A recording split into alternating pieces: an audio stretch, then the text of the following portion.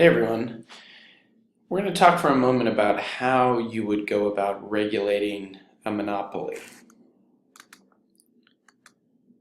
Now, why would you regulate?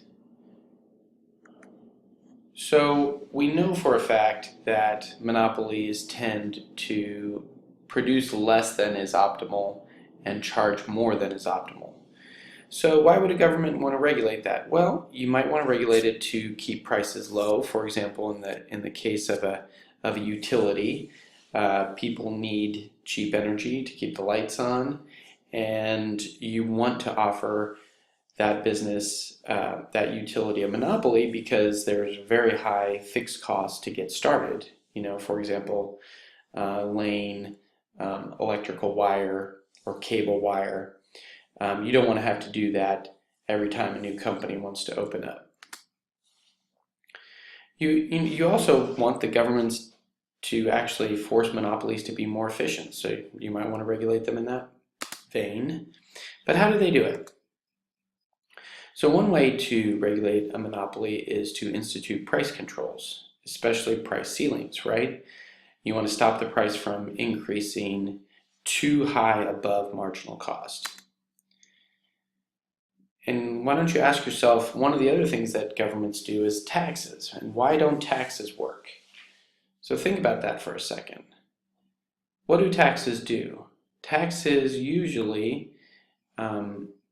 produce less output from the supplier and increase the price. And the problem with monopolies is that they already produce too few items for the market. So you want to do the opposite of taxes.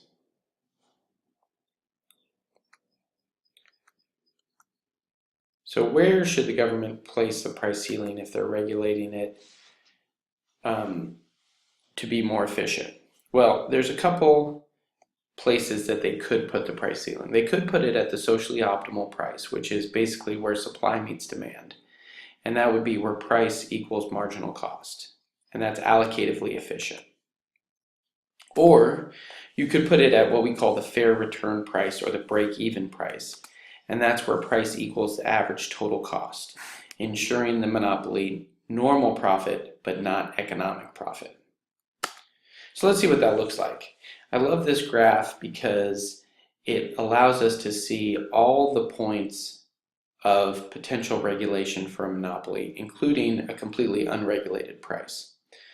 So if you take this graph and you draw it in your notes, you should fairly easily be able to determine the price that a monopolist is going to charge if they are unregulated.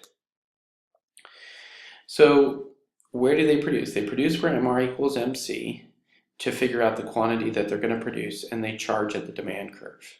So where MR equals MC is here, they're going to produce that quantity, and then they're going to charge up at the demand curve right here.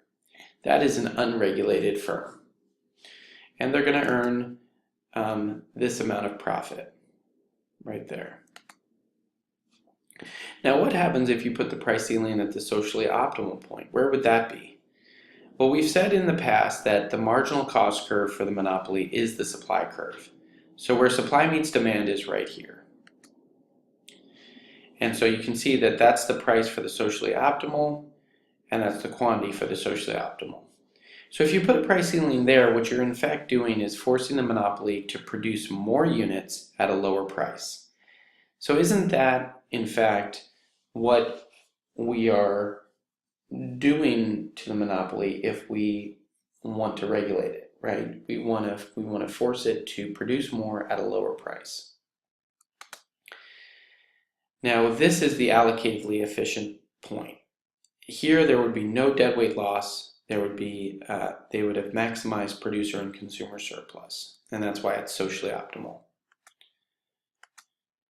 The last place you could regulate it is down here at the fair return point. This is where average total cost is going to equal the price. This ensures the monopolist normal profits, but it does not give them economic profit. So their total revenues are going to equal their total costs, and they break even.